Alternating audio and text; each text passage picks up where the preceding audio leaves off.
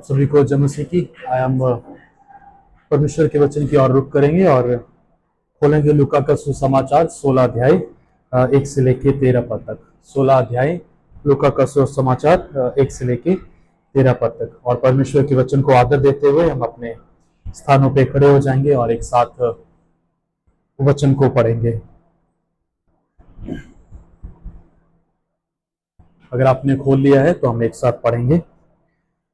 फिर उसने चेलों से भी कहा, किसी धनवान का एक भंडारी था और लोगों ने उसके सामने उस पर यह दोष लगाया कि वह तेरी सारी संपत्ति उड़ाए देता है। अतः उसने बुलाकर ये कहा कि जो मैं तेरे विषय में सुन रहा हूं, अपने भंडारीपन का लेखा दे, क्योंकि तू आगे को भंडारी नहीं रह सकता।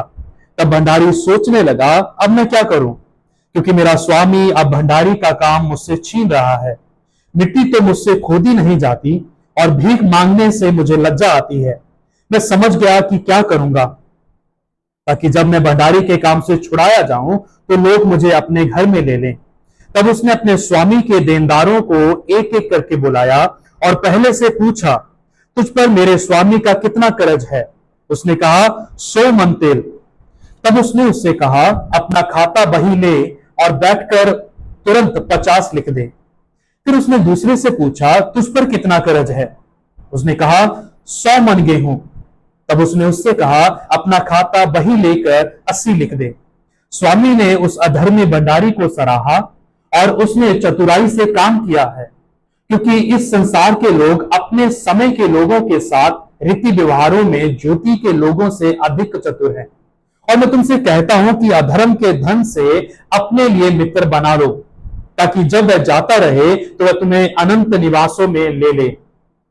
जो थोड़े से थोड़े में सच्चा है, वह बहुत में भी सच्चा है, और जो थोड़े से थोड़े में अधर्मी है, वह बहुत में भी अधर्मी है।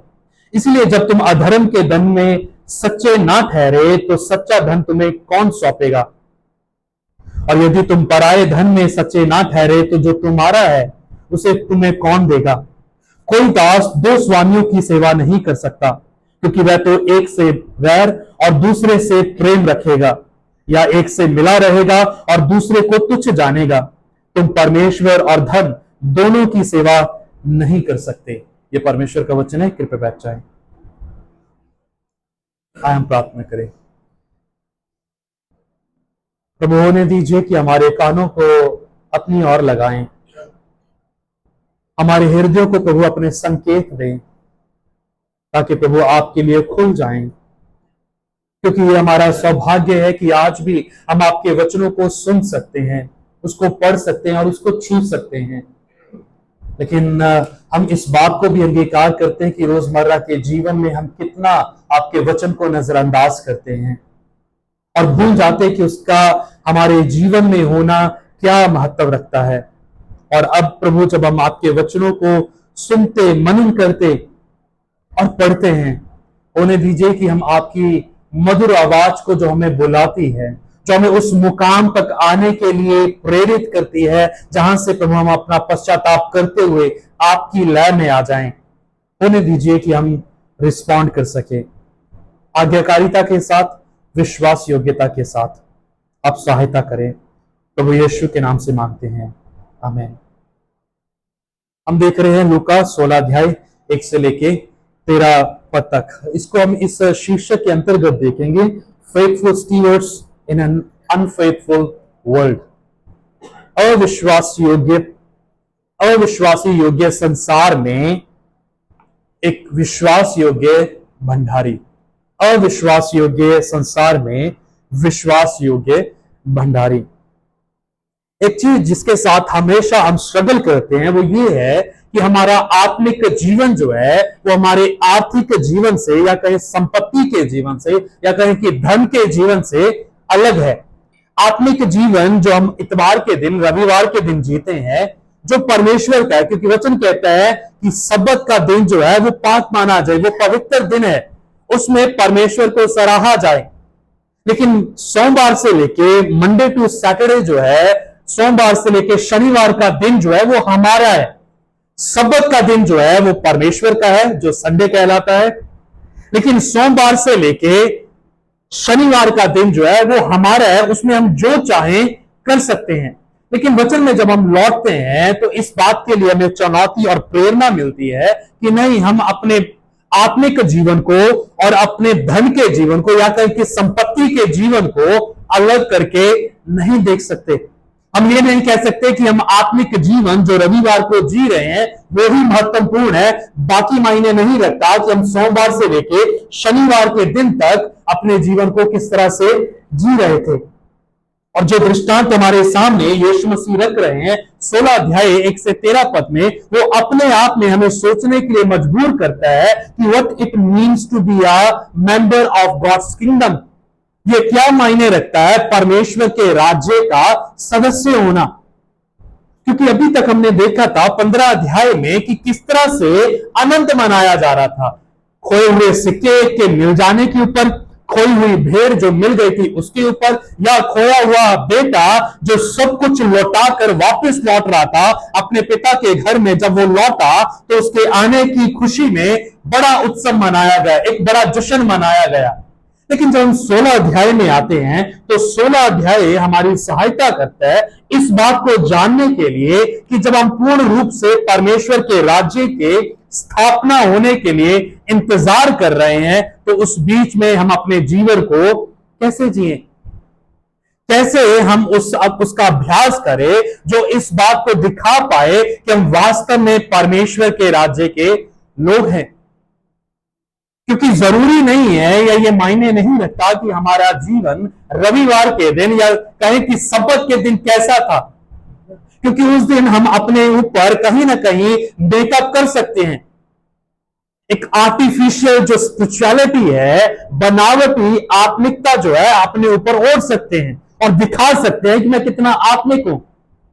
क्योंकि बाय डिफॉल्ट कहीं ना कहीं हमें यह प्रेरणा मिलती है कि चाहे कुछ भी हो, मुझे रविवार के दिन जो है संडे चर्च में जो है वो पहुंचना है, मुझे आत्मिकता को जीना है, या कहें कि मुझे आराधना में अपने आप को इस तरह से दिखाना है कि वास्तव में सच्ची आराधना में कर रहा हूं।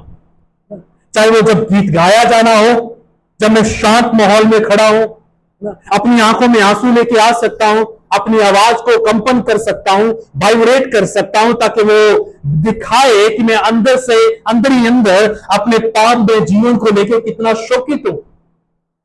लेकिन जैसे ही हम उस माहौल से निकलते हैं हम अलग हो जाते हैं। क्यों? क्योंकि कहीं ना कहीं हमने अपने जीवन में इसमें पाए जाने वाली भिन्नता जो थी, जो डिफरेंसेस जो थे, उसका मूल्यांकन जो है नहीं किया। मेरे लिए रविवार को जीना और बाकी दिनों में जीना जो है वो पूर्ण रूप से अलग है। अगर मेरा रविवार परमेश्वर की उपस्थिति में जो बिताया जा रहा है वो मेरे सोमवार से लेकर शनिवार को प्रभावित नहीं कर रहा, दैट मीन्स कि देयर इज अ फॉल्ट, वहां पे कुछ ना कुछ कमी है। क्योंकि मैं अपने 6 दिन जो अपनी मर्जी से जी रहा हूं वो 6 दिन परमेश्वर की उपस्थिति में पाए जाने वाले एक दिन के द्वारा प्रभावित नहीं हो रहे। मेरी आत्मिकता, मेरा समर्पण, मेरा परमेश्वर के साथ लगाव, परमेश्वर के साथ मेरी विश्वास योग्यता जो है वो पूर्ण रूप से उस रविवार तक सीमित रह जाती है। और इसी बीच में इस चीज को पुष्टि करने के लिए यीशु मसीह चेलों से बात करते हुए 16 अध्याय में एक दृष्टांत, एक कहानी के रूप में इस कथन को बयान कहते हैं, फिर उसने चेलों से भी कहा। अभी तक 15 अध्याय में हमने देखा था कि वो धर्मशास्त्रियों से, फरीसियों से, भीड़ से बात कर रहे थे जो यीशु मसीह पे उल्लांघन लगा रहे थे और कह रहे थे कि ये पापियों का संगी है, पापियों के साथ संगति करता है, उनके साथ उठता बैठता और खाना खाता है, ये परमेश्वर का चुनिंदा जो है नहीं हो सकता। लेकिन 16 अध्याय हमें बताता है कि फिर उसने चेलों से भी कहा। क्या कहा? किसी धनवान का एक भंडारी था और लोगों ने उसके सामने उस पर यह दोष लगाया कि वह तेरी संपत्ति उड़ाए देता है। पहले पद से लेके 8 पद तक हम इस वाक्य को देखते हैं कि we are managers not the owners. जो पहली चुनौती यह खंड हमारे सामने रखता है कि हम प्रबंधक हैं, हम सिर्फ मैनेज कर रहे हैं, हम मालिक नहीं, हम स्वामी नहीं हैं। और ये पैराबल जो है, या ये वाक्य जो है, दृष्टांत जो है, जब हम इस बात को पढ़ते हैं, जो अपने आप में हमारे लिए चुनौती पैदा करता है कि वास्तव में यीशु मसीह जो है कहना क्या चाह रहे हैं। हम भंडारी होने के नाते हमें अधिकार दिया गया है, लेकिन हमें मालिकाना या हमें मालिक होने का अधिकार जो है नहीं दिया गया। At the end of the day we have to give account to the owner. अंत में हमें जो स्वामी है, जो मालिक है, उसको हिसाब जो है वो देना पड़ेगा। क्योंकि दूसरा पद इसकी चर्चा करता है और कहता है, अतः उसने उससे बुलाकर कहा, यह क्या है जो मैं तेरे विषय में सुन रहा हूं, और अपने भंडारीपन का लेखा दे, क्योंकि तू आगे को भंडारी नहीं रह सकता। क्योंकि मालिक जो था उसको पता चला कि जिसको अधिकार के साथ संपत्ति सौंपी गई थी, उसने अपने ही लालसा या अपने ही मनचाही चीजों को करने के लिए संपत्ति को उड़ा दिया। जो कुछ उसे सौंपा गया था, बजाय उसकी संभाल करता, उसने क्या किया? उस पर यह दोष था कि उसने सारी संपत्ति को उड़ा दिया, बजाय इस बात को जानते हुए कि एक दिन मुझे उस सारी चीजों का हिसाब जो है वो देना पड़ेगा। और जब बात आगे बढ़ी तो दूसरा पद हमें बताता है, उसको बुलाया गया। वो सारी बातें जो मालिक अब उस स्वामी के बारे में, उस भंडारी के बारे में सुन रहा था, पुष्टि करने के लिए उसको बुलाया गया और कहा गया कि मैं तेरे बारे में जो सुन रहा हूं वो कितना सत्य है, कितनी सच्चाई उसमें है। लेकिन भंडारी क्या कहता है? भंडारी तीसरे पद में कहता है, तब भंडारी सोचने लगा, अब मैं क्या करूं, मैं क्या करूं, क्योंकि मेरा स्वामी जो इस बात को कह रहा है कि तू अभी आगे से भंडारी नहीं रह सकता, तुझे तेरे स्थान से हटा दिया जाएगा। जो इस बात को सीधे तौर पर हमें बनाता है कि जो भ्रम हमारे मन में कहीं ना कहीं बैठा हुआ है कि जो चीजें हैं वो सारी हमारी हैं, चाहे वो हमारा घर है, हमारी सैलरी है, हमारा व्यापार है, हमारा हुनर है, हमारे बच्चे हैं, हमारे स्पाउसेस जो है, हमारे पति पत्नी जो है, हमारा समय जो है, वो सब कुछ हमारा है। लेकिन सीधा परमेश्वर यहां पे चुनौती दे रहा है कि आप सिर्फ उसको मैनेज कर रहे हैं, you are not the owner of that.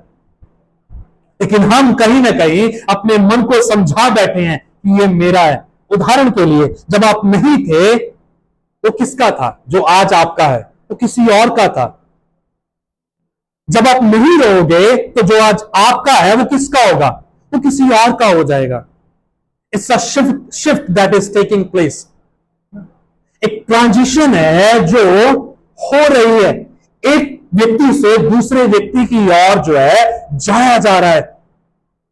लेकिन हम कहीं ना कहीं अपने वास्तविक जीवन, संसारिक लालसाओं में आके अपने जीवन को इस तरह से जीने लग जाते हैं कि मानो हम ही मालिक हैं, मैं ही सारे फैसले ले रहा हूं। भूल जाते हैं कि जो परमेश्वर ने हमें सौंपा है उसका हिसाब जो है मुझे परमेश्वर को देना होगा। क्योंकि हम संसार में जब दाखिल हुए थे हम खाली हाथ थे, और जब हम मर भी जाएंगे तो हम खाली हाथ जाएंगे। कोई भी चीज ऐसी नहीं होगी जो हम कहेंगे कि ये चीज मैं अपने साथ लेके जा रहा हूं। लेकिन कहीं ना कहीं जब तक हम संसार में है, इस बात को हम याद दिलाते रहते, अपने मस्तिष्क को फीड करते रहते कि ये चीजें जो है मेरी हैं, और भूल जाते हैं कि इसका स्वामी परमेश्वर है। और जब इस भंडारी को बुलाया गया तो वो मन ही मन में सोचने लगा कि मैं क्या करूं, जो मेरा काम था वो चला गया, मैं अभी कैसे सरवाइव करूंगा। क्या कहते हैं वो अपने बारे में? क्योंकि मेरा स्वामी अब भंडारी का काम मुझसे छीन रहा है, मिट्टी तो मुझे खोदनी नहीं आती, और भीख मुझे मांगने में क्या होती है? लज्जा आती है, शर्मिंदगी महसूस होती है कि मैं कैसा दिखूंगा।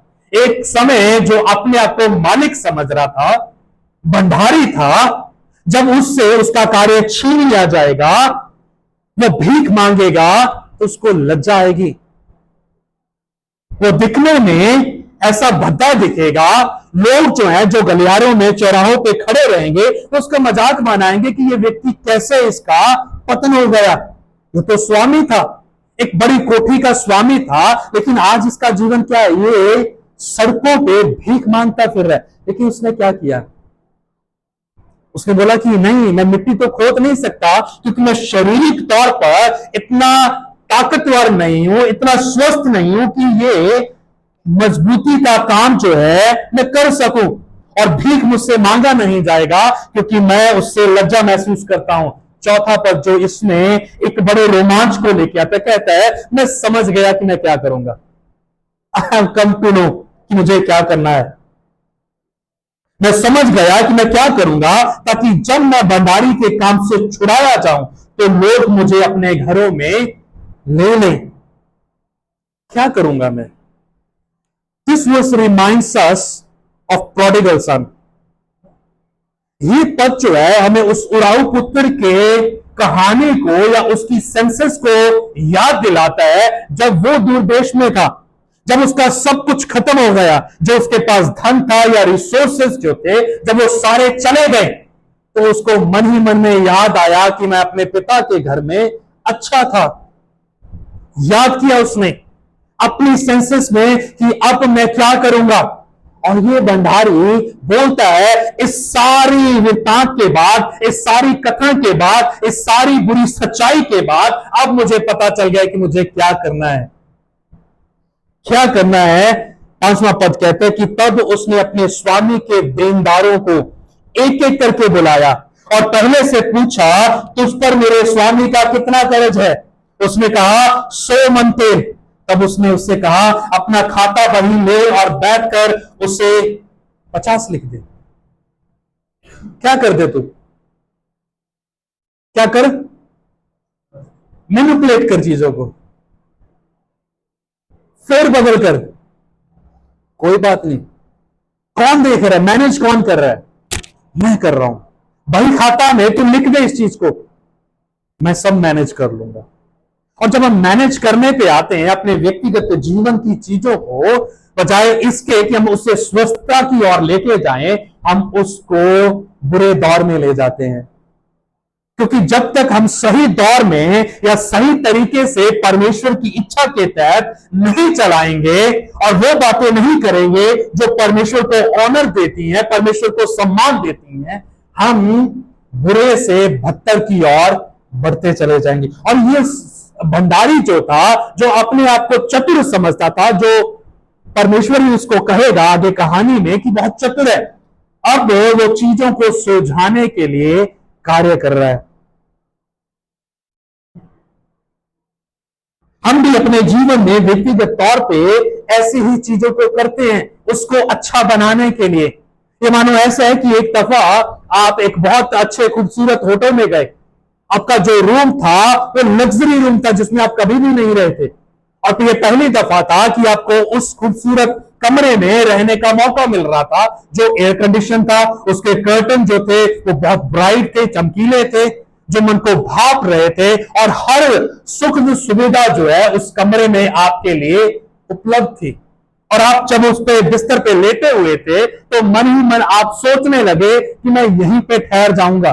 ये जो छोटा कमरा है इसकी दीवारों को हटाकर मैं बड़ा कर दूंगा ताकि मुझे और स्पेस मिल जाए, ताकि ना सिर्फ मैं रहूं परंतु मेरे घर के लोग भी जो है इस कमरे में रहने लग जाए। लेकिन आप भूल गए कि आपने वो कमरा जो है वो किराए पे लिया था। एक दिन के लिए, 2 दिन के लिए आपने उसका किराया दिया था और उस होटल के स्वामी ने आपको रहने के लिए वो जगह दी थी। लेकिन आप क्या करने लगे? आप सोचने लगे कि इसी कमरे में मैं तमाम तरह की रेनोवेशन जो है वो करूंगा। परमेश्वर ने उस कमरे के रूप में हमें हमारा जीवन दिया जिसमें हम समय दर समय जो है रेनोवेशन जो है करते रहते हैं। हमारे जीवन से कोई चीज निकाली गई, हम दूसरी चीजों को भर देते हैं। एक चीज जब बुराई की है, जब वो हमारा शरीर छोड़ती है, हमारे जीवन को छोड़ती है, हम उसको बाकी चीजों से भर देते हैं बजाय इसके कि हम उसको परमेश्वर को जगह दे दें।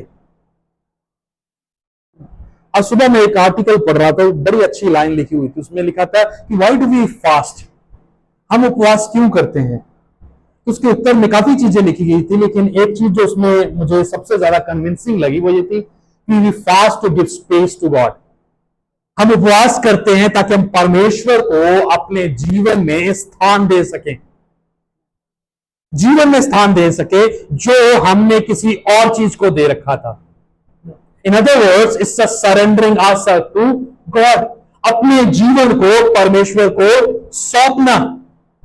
लेकिन हुआ क्या, हम अपने शरीर के, अपने जीवनों के मालिक बन के बैठ गए कि जो कुछ होगा वो मैं डिसाइड करूंगा। जैसे हमारे समाज में कहा गया, my life my rules, it's my personal life. No, there is nothing called personal. कुछ भी नहीं है जो व्यक्तिगत है, सब कुछ खुला है। ये आपको नहीं पता, सिर्फ कुछ भी पर्सनल नहीं है। लेकिन हम इस झांसे में हैं जहां पे हम अपने आप को मूर्ख बनाते हैं और कहते हैं कि ये मेरी पर्सनल लाइफ है, आपको क्या फर्क पड़ता है कि मैं कैसे अपना जीवन जीना। नहीं, we belong to each other, we are the body of Christ.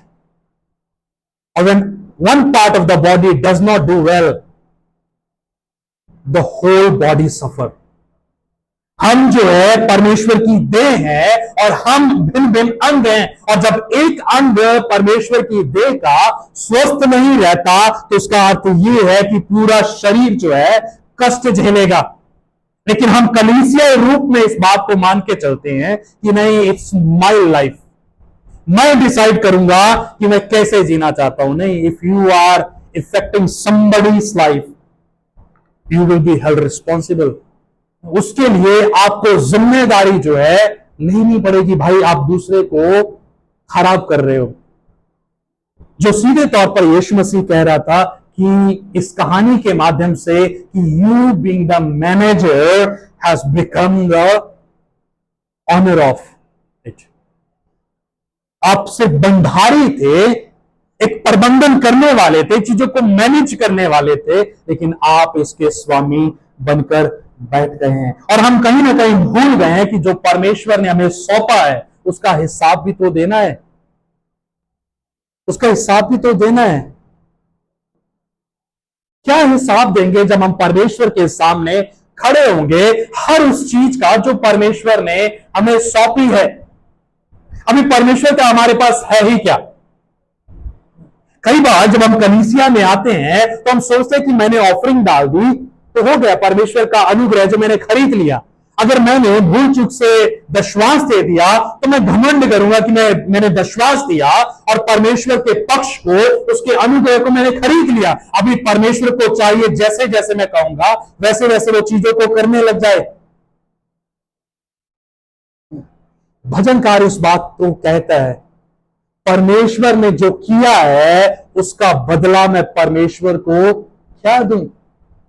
क्या ही मैं परमेश्वर को दे सकता हूं, सब कुछ तो उसी का है। जो खाना मैं खा रहा हूं उसकी उपज कहां पे हुई, धरती पे हुई। वो धरती किसकी है? भजनकार कहता है the earth belongs to the lord, वो परमेश्वर की धरती है। जो चीजें मैं सर्वाइवल के लिए कंज्यूम करता हूं वो किसके द्वारा दी गई है? परमेश्वर के द्वारा से। देयर इज नथिंग, कुछ भी ऐसा नहीं है जिसके बारे में मैं ये कह सकूं ये मेरा है, ये मेरे लोग हैं, ये मेरी कलीसिया, ये मेरा जीवन है, मेरा परिवार है, मेरा समय है, मेरा व्यापार है। नहीं, ये आपका नहीं है, आपको सिर्फ कुछ समय के लिए दिया गया है। And if you don't behave well, अगर आप सही तरीके से पेश नहीं आएंगे तो परमेश्वर का वचन कहता है कि वो आपसे छीन लिया जाएगा। ये भंडारी जो सोच रहा था कि अब सब कुछ मेरा है, मैं जैसे चाहूं कर सकता हूं, लेकिन जब स्वामी को पता चला कि मेरा भंडारी जो है स्वामी बन बैठा है, उसका लेखा लेने के लिए स्वामी खुद आया और उसको तुरंत कहा कि अब से आगे तू भंडारी नहीं रहेगा। अगर हम अपने जीवन को जांचें, अपने जीवन का मूल्यांकन करें, तो हम पाएंगे कि हमारे जीवन में बहुत सारी ऐसी चीजें हैं जिसके खुद हम मालिक बन बैठे, बजाय इसके कि हम उसके अच्छे भंडारी बनते, हम मालिक बन बैठे हैं। और वो समय दूर नहीं है जब परमेश्वर वो सारी चीजें जो है हमसे छीन लेगा, क्योंकि जो देना जानता है वो ले भी सकता है। अगर वो भिखारी को राजा बना सकता है तो राजा को भी भिखारी बना सकता है। अगर हम इस झांसे में हैं कि कोई बात नहीं, मैं परमेश्वर को मना लूंगा, मैं परमेश्वर को सबक के दिन उसके आगे घुटने टेकूंगा, उसके आगे रोऊंगा और परमेश्वर मान जाएगा, और मैं फिर से सोमवार से अपने रोजमर्रा के जीवन में लौट जाऊंगा और जैसा मुझे चाहिए मैं उस जीवन को जीता रहूंगा। Remember, even there is a end to forgiveness. क्षमा करने का भी परमेश्वर ने एक समय निर्धारित किया, उसकी सीमा है।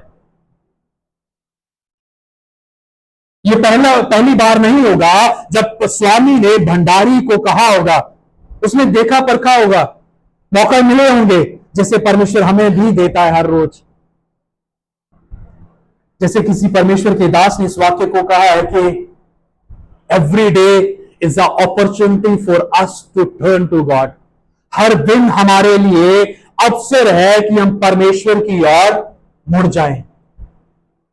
लेकिन ऑन दी अदर हैंड हम उस हर दिन का इस्तेमाल क्या करते हैं, क्या इस्तेमाल करते हैं? To make ourself feel good. अपने आप को अच्छा महसूस कराने के लिए हम उस दिन का इस्तेमाल करते हैं। और ये बंधारी ने क्या किया, मैनिपुलेट करने लगा चीजों को। पहले को बुलाया जो कह रहा था कि 100 मन तेल है, उसने कहा कि इसकी जगह पे तू 50 लिख दे। दूसरे को भी बुलाया गया, उसको भी पूछा गया कि तू बता कि तेरे पे कितना कर्ज है। उसने कहा 100 मन गेहूं। तब उसने उससे कहा अपना खाता वही लेकर 80 लिख दे, कुछ नहीं होगा। सातवें पद में कहते स्वामी ने उस अधर्मी भंडारी को सराहा कि उसने चतुराई से काम किया। कई बार हम भी अपने पापों को इसी तरह से छुपाते हैं ना, अधर्म के कार्य, दुष्कामनाओं को, बुरे चरित्र को, घमंड को, हमारे खुद की ईगो को हम क्या करते हैं, उसको आर्टिफिशियल स्पिरिचुअलिटी से ढक देते हैं। बनावटी आत्मिकता की ओढ़नी के द्वारा उसको ढक देते हैं। और जो बात यहां पे स्वामी बंधारी के विषय में कह रहा है, वो बात परमेश्वर हमारे विषय में कह रहा होगा। क्या कह रहा होगा? स्वामी ने उस अधर्मी भंडारी को सराहा कि उसने कितनी चतुराई के साथ हर चीज को ढक दिया ताकि पता ना चले, उसका दोष जो है साबित ना हो। जिसके बारे में आमोस अपनी पुस्तक में लिखता है और कहता है कि कौन चाहता है कि तुम मेरे भवन में आओ और मेरे भवन को, मेरे बगीचों को अपने पापमय पांव से रोंदो। तुम भवन में आते हो परमेश्वर को मूर्ख बनाने के लिए, क्योंकि हम, जैसा मैंने शुरू में कहा था, भूल जाते हैं कि हम अपने जीवन को सोमवार से लेकर शनिवार तक कैसे जीते हैं। परमेश्वर उसका हिसाब नहीं लेता। नहीं, he will ask for account। उसका भी परमेश्वर जो है हिसाब किताब जो है लेगा। 8 और 9 पद में दूसरी चीज जो हम देखते हैं, जो हमें इससे सीखने को मिलती है, live with eternal wisdom not temporary success. स्थायी जो अनंत काल की बुद्धि है, उसके आधार पर हमें अपने जीवन को जीना चाहिए, ना कि जो अस्थायी सफलता है उसके लिए। 8 पद में उसकी चतुराई को सराहा गया, लेकिन उसके बाद लिखता है क्योंकि इस संसार के लोग अपने समय के लोगों के साथ रीति व्यवहारों में ज्योति के लोगों से अधिक चतुर हैं। 9 पद, और मैं तुमसे कहता हूं कि अधर्म के धन से अपने लिए मित्र बना लो, ताकि जब वह जाता रहे वह तुम्हें अनंत निवासों में ले ले। सीधे तौर पर जो यीशु मसीह कह रहे हैं कि अगर तुम्हें लगता है कि ये जो नाशवान चीजें हैं, जो टेम्पररी सक्सेस है, अगर तुम्हें लगता है कि ये हमें अनंत काल तक ले जाएगी, टेक इट विद यू, अपने साथ ले लो, तुम्हें भी पता चल जाएगा कि ये कितने दूर तक जाएंगी। क्योंकि वचन साफ साफ कहता है कि जहां पे तुम्हारा धन होगा वहीं पे तुम्हारा मन भी होगा। इसलिए उन खतों को भरो जहां पे तुम्हारा मन जो है हमेशा अटका रहता है। क्योंकि यहां पे जो संसार के लोग हैं वो बड़ी गंभीरता से हर चीज को सोच विचार कर फैसले लेते हैं ताकि वो अपने जीवन को आने के लिए सुखद कर दें। ये मानो उस धनी व्यक्ति की तरह है जिसने अपने मन से कहा था, प्राण से कहा था कि अब देखे मेरे प्राण, तेरे पास सब कुछ है, सारे खत्ते जो हैं वो भरे हुए हैं, किसी भी तरह की कोई भी कमी जो है नहीं है, अभी तू खा पी और आनंद से रह। लेकिन उसी समय आवाज आई कि अगर आज ही की रात्रि तुझसे तेरे प्राणों को छीन लिया जाए तो जो खत्ते भरे हैं उसका लुत्फ जो है, उसका आनंद जो है कौन लेगा? कौन लेगा? जिसको आज तुम अपना मान के बैठे हो कि ये मेरा है, तुम्हारे मर जाने के पश्चात उसका स्वामी कौन होगा? यीशु मसीह कह रहे हैं कि तुमसे मैं कहता हूं कि अधर्म के धन से अपने लिए मित्र बना लो ताकि जब वह जाता रहे तुम्हें अनंत निवासों में ले ले, जो कि नहीं लेके जा सकता। हम परमेश्वर के द्वारा भंडारी के रूप में जब नियुक्त किए गए हैं तो हम इस बात को लेके चले कि उसका हिसाब देना पड़ेगा।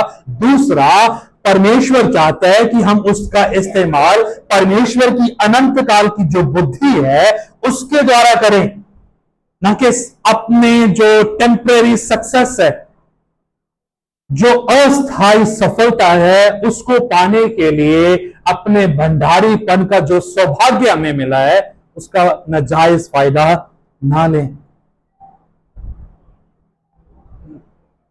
एक मसीह जो है स्वर्ग में जाने के लिए बहुत चीजों का अनुसरण करता है, बहुत चीजों के बारे में सोचता है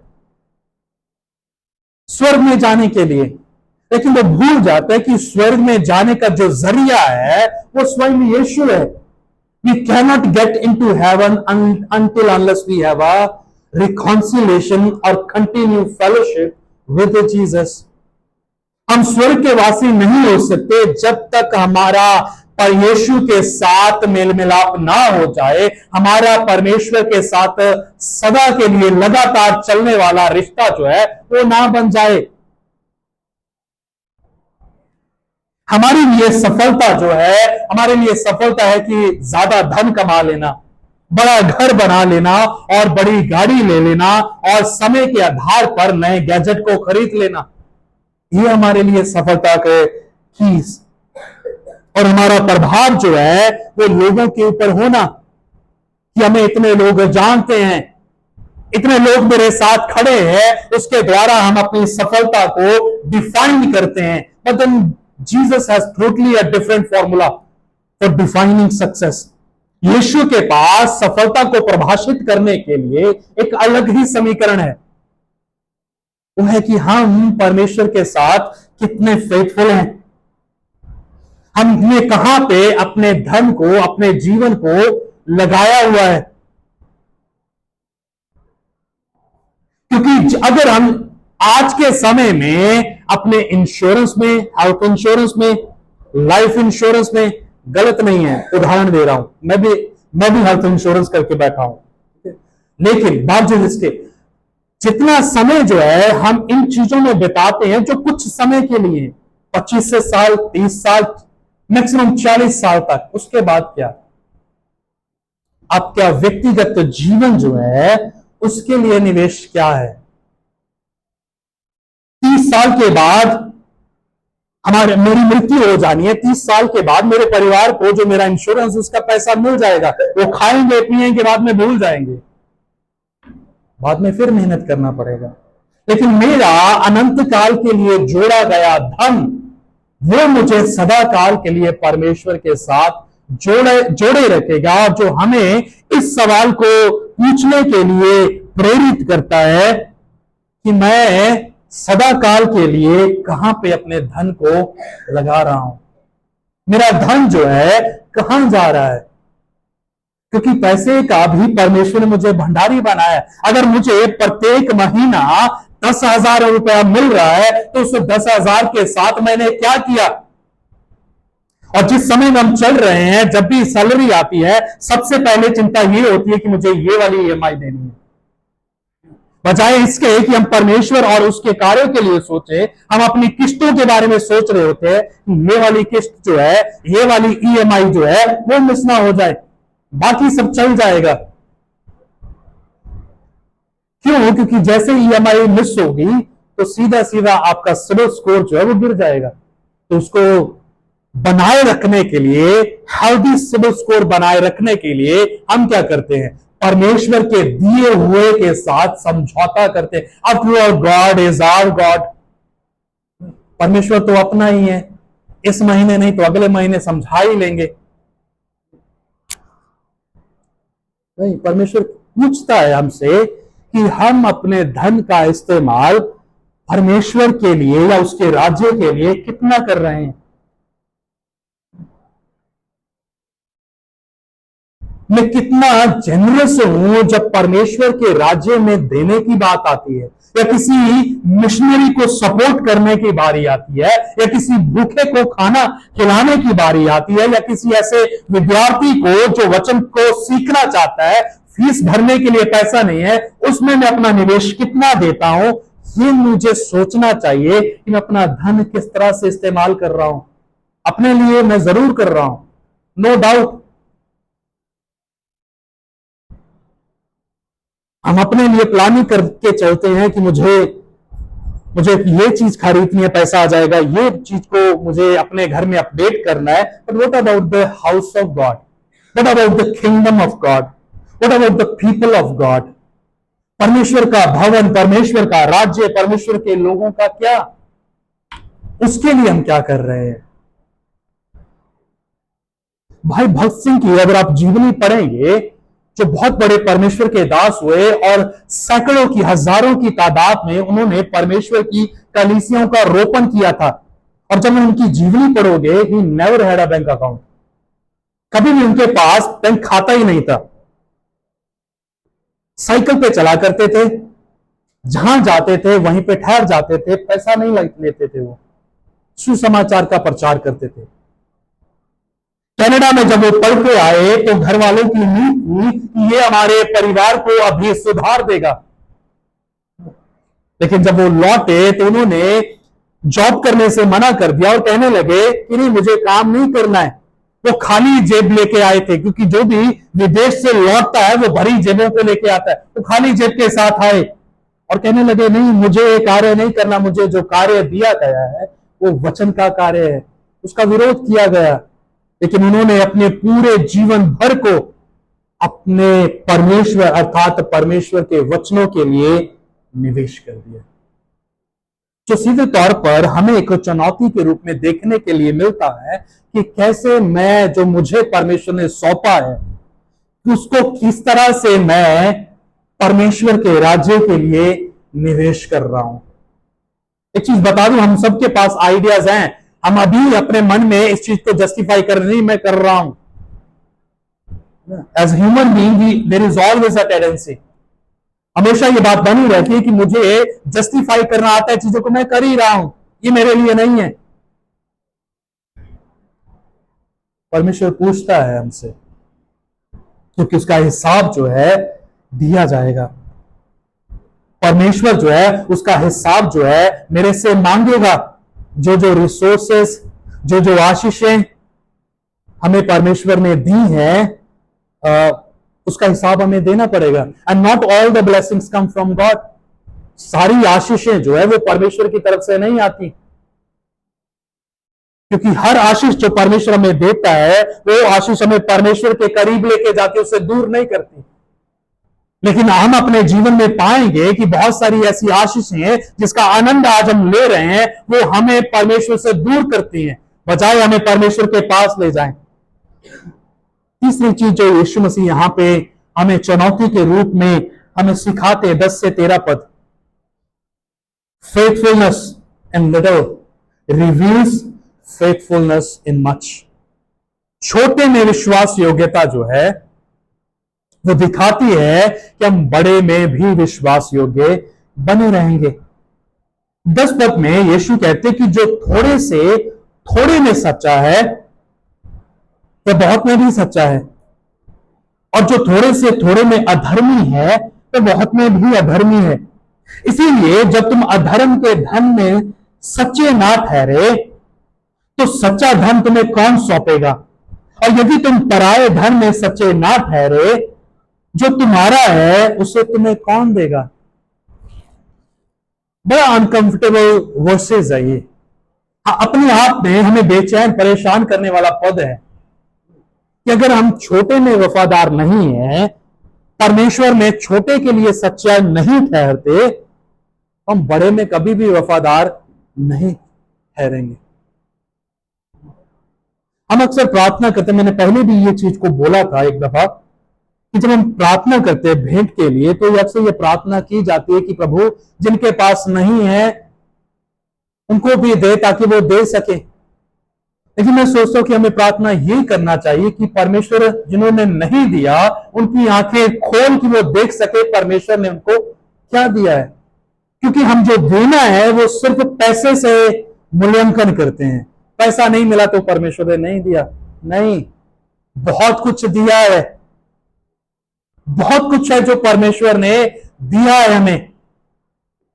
लेकिन जो थोड़े में, इसीलिए साफ साफ लिखा हुआ है यहां पे 11 पद में अगर आप देखेंगे, इसीलिए जब तुम अधर्म यानी संसार के धन में सच्चे नहीं ठहर रहे, तो जो परमेश्वर का है अगर तुम्हें परमेश्वर सौंप भी देगा तो क्या गारंटी है कि तुम उसमें विश्वास योग्य ठहरोगे।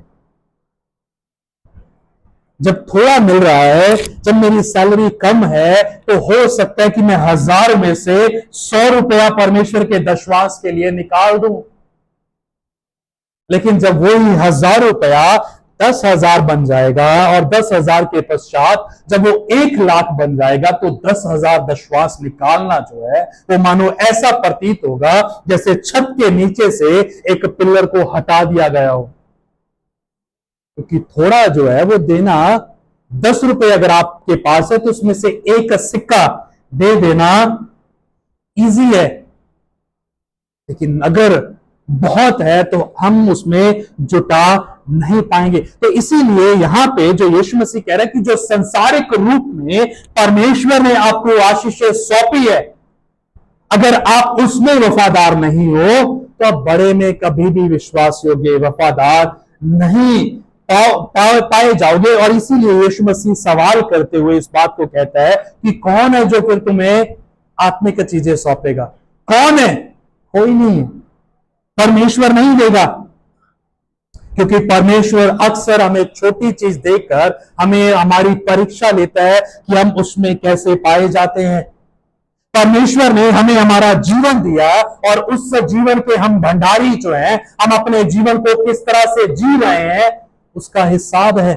परमेश्वर कहते हैं कि जो शरीर मैंने तुम्हें दिया है उसकी तुम देखरेख नहीं कर रहे, तो मैं जो तुम्हें आत्मिक चीजें कैसे सौंप दूंगा।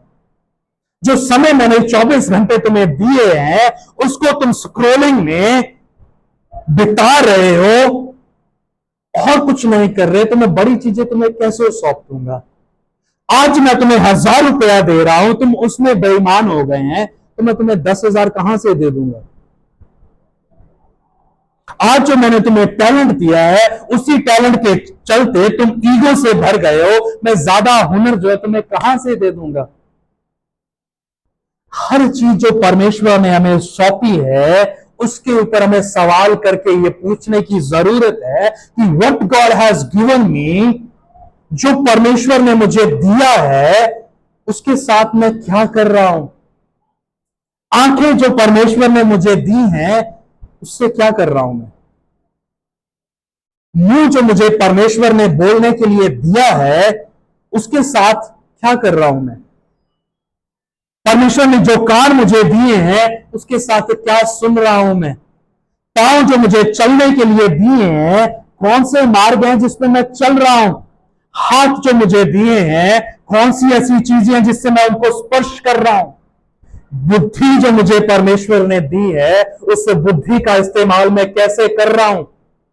षड्यंत्र रचने में, चालाकियों से अपने जीवन को जीने में क्या कर रहा हूं मैं? क्योंकि एंड ऑफ द डे परमेश्वर हमारे पास आएगा, पूछेगा क्या किया भाई बताओ, क्या किया जो आंखें तुम्हें दी गई थी, क्या किया हाथ जो तुम्हें दिए गए थे, बोलने के लिए मुंह जो दिया गया था उसके साथ क्या किया? हम किसी भी चीज को जो परमेश्वर ने दी है उसको हल्के में नहीं ले सकते और इसी चीजों के द्वारा हम अपनी ट्रू रिचेस जो है, वास्तविक जो अमीरी है, धनी होना जो है इकट्ठा कर रहे हैं। एक चीज जो बार बार मुझे कायल करती है, जो भाई राजेंद्र अक्सर ज्यादातर बोलते हैं संडे के दिन आराधना करने से पहले, कि हो सकता है कि आपके पास अगला रविवार ना हो आराधना करने के लिए, आज ही का दिन है, कर लो जो कर सकते हो परमेश्वर के लिए। लेकिन हम उस रविवार को भी बेफजूल गवा देते हैं। क्यों? क्योंकि हमें जानता है कि क्या फर्क पड़ता है, अगले रविवार फिर भी यही आना है, जो आज नहीं किया अगले कर लेंगे, क्या होता है, आज मेरा मूड नहीं है। नहीं, यहां पे सोचने के लिए परमेश्वर का वचन हमें मजबूर करता है और इसीलिए कहता है कि यहां पे तुम्हारा धन होगा, वहीं पे तुम्हारा मन होगा। और इसीलिए 13 पद में कंक्लूड करते हुए कहते हैं कि कोई भी दास जो है वो दो स्वामियों की सेवा नहीं कर सकता, वो एक से वैर करेगा और दूसरे से प्रेम करेगा, एक से मिला रहेगा और एक को वो तुच्छ जानेगा। तुम परमेश्वर और धन दोनों की सेवा नहीं कर सकते। नॉट जस्ट धन, सिर्फ पैसा ही नहीं है, all that God has given to us, हर चीज जो परमेश्वर ने हमें सौंपी है उसके साथ मैं क्या करता हूं? Money is an excellent servant but it's a ruthless owner. पैसा जो है जब तक वो हमारे कंट्रोल में है बहुत अच्छा है, लेकिन जब हमारा पैसा हमारे सिर पर चढ़ जाता है, इट्स अ रूथलेस ऑनर, वो हमें बिगाड़ देता है। फिर जब हम पैसे के गुलाम हो जाते हैं, जब हम कर्जदार हो जाते हैं, वो हमें बिगाड़ देता है। और यही चीज यहां पे इस भंडारी के साथ हो रही थी। हो सकता है कि हम में से बहुतों के साथ ऐसा ही हो रहा हो। बजाय इसके कि हम परमेश्वर ने जो दिया है उसको एज अ मैनेजर डील करते, हम स्वामी बन के बैठ गए हैं। आज भी परमेश्वर हमें सोचने के लिए और अपने जीवनों का मूल्यांकन करने के लिए प्रेरित करता है। हर चीज जो परमेश्वर ने हमें सौंपी है उसके साथ मैं क्या कर रहा हूं? जब परमेश्वर मेरे जीवन को देखता है, उस पर अपनी नजरों को लगाता है, तो मुझ में वो क्या देखता है? चतुराई, जो इस भंडारी में देखी कि कितनी चतुराई के साथ इसने अपने दोष को छिपा दिया। और हम बड़ा घमंड करते हैं जब हमारी चालाकी पकड़ी नहीं जाती। देखो पता नहीं चला। भजन 2 में भजनकार लिखता है कि परमेश्वर जो है सिंहासन पे विराजमान होते हुए संसार के हाकिमों को देखकर हंसता है जो षड्यंत्र रचते हैं। ठीक उसी प्रकार से जब हम षड्यंत्र रच रहे होते हैं, अपनी बुराई, अपनी दुष्टता, अपने पाप को ढक रहे होते हैं, तो हमारे विषय में यीशु मसीह कह रहा होगा, देखो, स्वर्गदूतों से बात कर रहा होगा यीशु मसीह वहां पे, निकाल देखा कैसे चतुराई से इसने अपने पाप को ढक लिया। और हम सोचते हैं कि नहीं, ये तो किसी को पता ही नहीं चला, बुद्धिमान है, बड़ा बुद्धिमान हूं मैं। नहीं, पाप कर रहे हैं हम। बजाय इसके कि हम उसको परमेश्वर के सामने रख देते, जो इस भंडारी ने नहीं किया। जब उसको पता चला कि उसकी कुर्सी खतरे में है, उसने बड़ी चतुराई के साथ षड्यंत्र रचा कि मैं ये करूंगा, अब मुझे समझ में आ गया कि मुझे करना क्या है।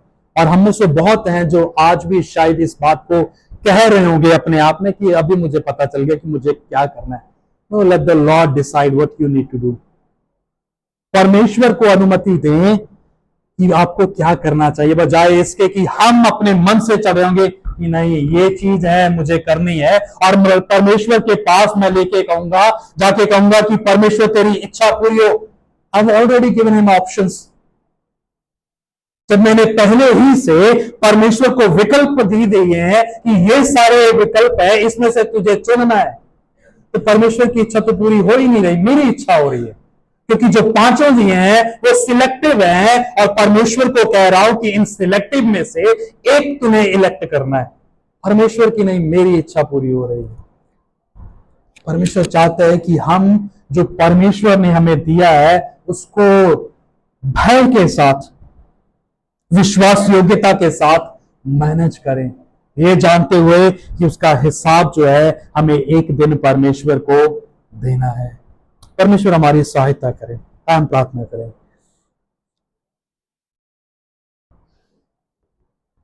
प्रभु, आपके वचन जो हैं वो बहुत बार सुनने के लिए अच्छे लगते हैं, लेकिन उनको मानना, उनका अभ्यास करना उतना ही मुश्किल होता है।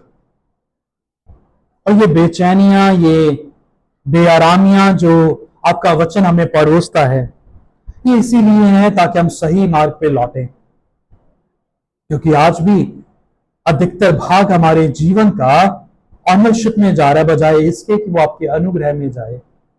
आज भी हम अपने जीवनों में बहुत सारी ऐसी बातों को देखते हैं जिनके मालिक हम बन चुके हैं। इस बात को भुला बैठे हैं कि ये जीवन अगर आपने दिया है तो इसका एक्सपायरी डेट भी आपने ही निर्धारित की है। तो होने दीजिए कि उस बीच में जितनी सारी चीजें हैं उसको हम भय के साथ, सच्ची निष्ठा के साथ, विश्वास योग्यता के साथ जिए, ताकि जब आप हमारा हिसाब लेने आए तो हम आपके सामने आंखें दुख झुकाए, शर्मिंदगी से लज्जित होते सर को झुका के ना खड़े हों, परंतु गर्व के साथ आपके सामने खड़े हों कि मेरा हिसाब अब लिया जाना है। प्रभु, हमें तैयार कर, ताकि हम आपके आने के लिए अपने आप को तैयार करते रहें। आदम की तरह अपने आप को छिपा ना लें, परंतु अपने पाप को, अपनी चतुराइयों को, अपने बुरे षड्यंत्रों को, अपनी चालाकियों को आपके सामने रख दें कि हाँ प्रभु, ये चीजें हैं जिनको मैं नहीं कर सकता। हाँ प्रभु, मेरी सहायता कर। मेरी कमजोरियों में, इन चीजों में मैं कमजोर पाया जाता हूं। धन में प्रभु मैं विश्वास योग्य नहीं हूं। प्रभु, मैं अपने देने में विश्वास योग्य नहीं हूं। तो मुझे विश्वास योग्य बना। जो समय, जो 24 घंटे आपने मुझे दिए हैं, मैं प्रभु उसमें विश्वास योग्य नहीं हूं। होने दीजिए कि उसमें प्रभु आप मुझे विश्वास योग्य बनाएं, ताकि हमारा जीवन आपके योग्य हो। प्रभु, हमारा जीवन आपको ग्रहण योग्य हो। प्रभु जी, आप सहायता करें। प्रभु यीशु के नाम से मांगते हैं, आमीन।